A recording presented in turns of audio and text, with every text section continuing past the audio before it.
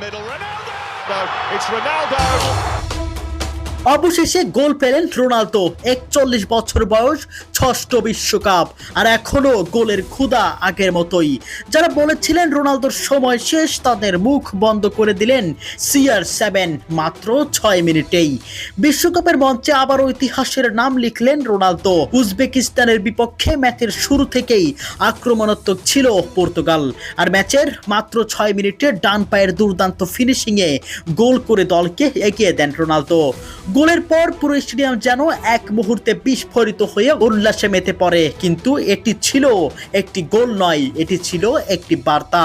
Football ইতিহাসে প্রথম খেলোয়াড় হিসেবে 6টি ভিন্ন বিশ্বকাপ আসরে গোল করার অনন্য রেকর্ড গড়লেন পর্তুগালের এই কিংবদন্তি ফুটবলার। 2006 থেকে 2026 দুই দশক জুড়ে বিশ্বকাপের মঞ্চে নিজের আধিপত্য ধরে রেখেছেন তিনি। এক সময় অনেকে বলেছিলেন রোনালদো আর আগের মতো নেই, কিন্তু বড় মঞ্চে বড় মুহূর্তে আবারও নিজের জবাব নিজেই দিলেন CR7।